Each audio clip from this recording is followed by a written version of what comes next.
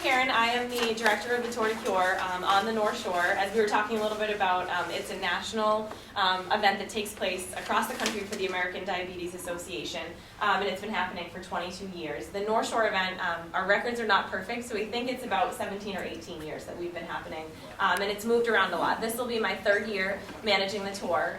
In 2010, which is the year before I started, the event had 600 registered riders and raised about $250,000, $257,000.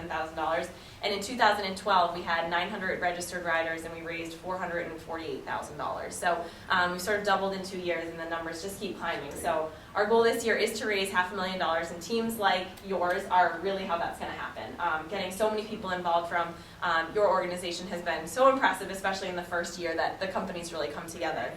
One important piece that I don't know if has been talked about, but as a ride supporting the American Diabetes Association, our Red Riders are the reason that we ride. So a Red Rider is anyone that's living with diabetes, and it's a choice that they make to be recognized as such, but it was founded by a woman who was living with diabetes and also was a breast cancer survivor. And so the framework that she shared is that she would go to the cancer events and everything was talking about survivorship and who was surviving from cancer. And she thought, well, I'm surviving diabetes. Why shouldn't we have the same recognition?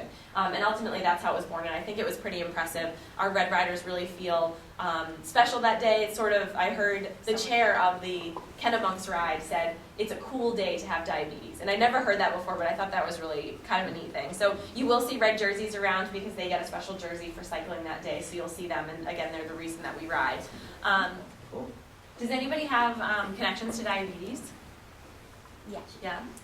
Would you mind sharing? Sure. Put you on the spot. My grandfather has diabetes, and my mom is pre-diabetic, so it's really near and dear. My grandfather's really struggling right now. He's losing feeling in his feet, and it's hard to watch, but Yeah.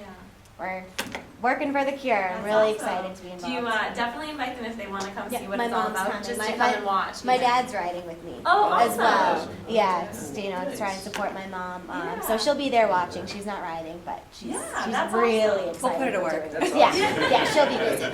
That's awesome. Thank you Yeah. so much for sharing. No problem. Anybody else have people they know that are affected by diabetes? So yeah, it's been a near and dear ride for me every year. So I started in 2008. I think that was my first year. I have to check records, but photo evidence, that's the first one. But my whole family seems to have like this storied history of diabetes. So my aunt was, still is, type 1. So I remember, she was babysitting me when I was like 5 years old, and you'd see like test strips and insulin needles and all these things. Didn't really think all that much about it. But then my younger brother has juvenile diabetes. He got it at age 9. So you see a little kid with like needles and stuff. It's kind of heartbreaking. So it just seems like I've always been really into biking. This is like the perfect event. So it feels a little helpless. You don't really have any control over things, but if this can help out, perfect. And I have both my parents are diabetics. My mom is an insulin diabetic, and her mom passed from diabetes and had to have that transplant where they have to remove veins and kind of get your circulation. And she had gangrene in her feet. So my mom is a controlled diabetic by insulin, and my dad is a diabetic controlled by diet. And my sister is borderline diabetic, and my other sister is hypoglycemic. So it's very close to my family, and so that's kind of why when Joel brought it up, I thought it would be a great event, and sparked my interest to learn more about the cure. We're very fortunate here in New England. There's about $18 million of ADA funds invested in research around diabetes happening in New England alone.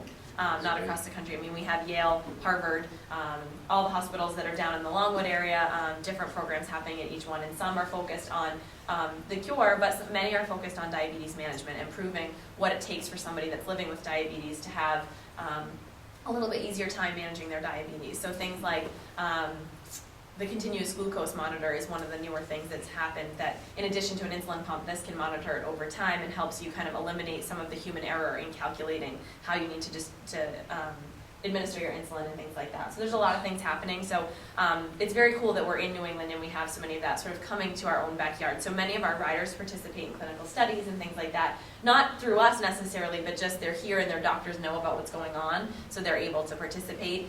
In addition, in New Durham, New Hampshire, we have a camp called Camp Carefree, which takes 120 kids living with diabetes every year. It's a 2-week overnight summer camp, and all the same things you can imagine in a summer camp, you know, canoeing and swimming and hiking and all those things. But the biggest difference is parents that are really nervous about sending their kids to camp because of their diabetes and saying, they're not going to know what to do, they're not going to know how to help them. There are doctors and nurses that are there, all of the counselors are trained. So again, it comes time for lunch and everybody takes out their reader and tests their blood sugar. It's not one kid having to worry about it when no one else understands. They're sort of all in the group together. And so for a lot of the kids that we hear that have gone through Camp Carefree, it's a really impactful time for them, and they meet, you know, lifelong friends. So again, that's funded by the ADA and able to really subsidize the cost for those families to be able to send their kids to camp. So a couple of the things that happen right here in New England, that all the fundraising that happens through the Tour de Cure is able to support.